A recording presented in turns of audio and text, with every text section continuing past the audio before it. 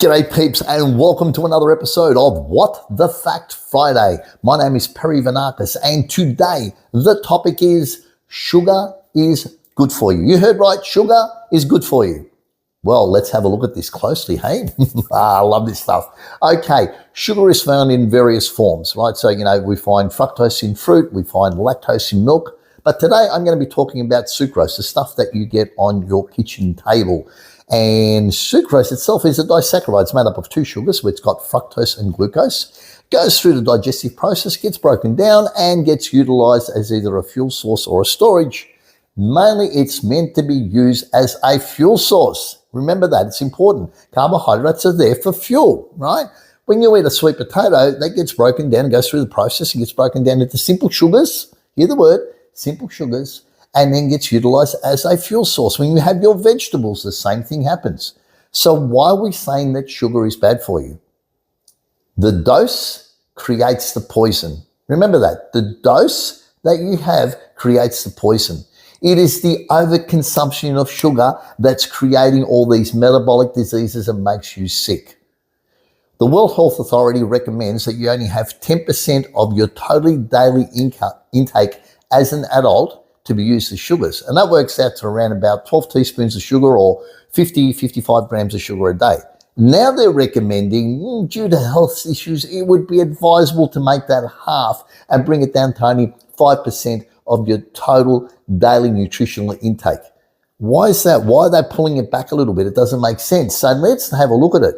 What the problem is when we overconsume sugar, when we're having, for example, a can of Coke's got 39 grams of sugar in it, or your breakfast cereal will have, 30, 40 grams of sugar every 100 grams serving, or fruit juice will have, I think it's 28 or 30 grams.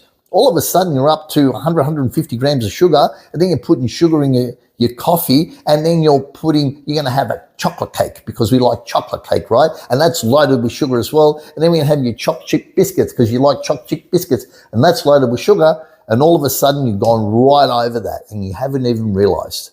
And that's the problem. With children, they get their breakfast cereal loaded with sugar, have some fruit juice before they go to school, have a little one of those little snack bars that's full of sugar, have a little yogurt that's got 30 grams of sugar in there, and you wonder why these kids have ADHD, right? They're wound up so much with sugar, it creates a neuro response, like their brain wants sugar. Now, the thing is this, the kids' brain's developing at a young age, and these adaptations, what we found in real life, that if this kid becomes obese due to the overconsumption of calories and sugar, it usually follows through that later on in life, they'll be an obese adult.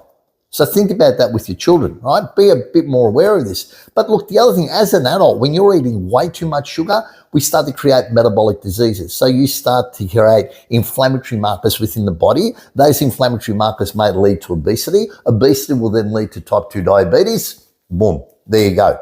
You're in problems there. Or what we find is that you might have, rheumatoid arthritis, or you might have psoriasis. The sugar, the excess sugar causes this. The other thing too, we found that with excess sugar, it destroys the intestinal wall. It creates that, the mucus gets all mucked up, whatever, and therefore it creates a dysbiosis between your gut bacteria, which then leads to inflammatory markers and issues creating through the whole body. You're just going to get sick. And and we talk about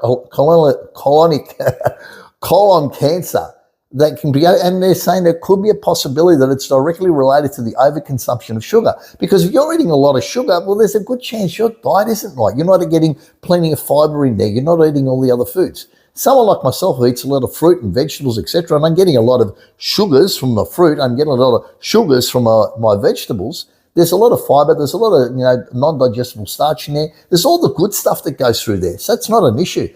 So I could get away with adding 10 grams of sugar in my coffee because of the fact that it's still limited. I'm not having this processed thing and I'm eating it as an individual source that creates a poison and a toxin in the body.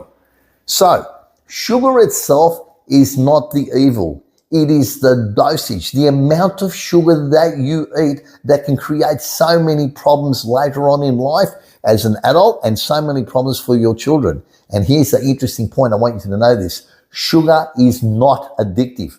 You are not addicted to sugar. That is being proven over and over again. There you go. What the Fact Friday. Enjoy. Remember to jump on my program, Nutrition 90, N90.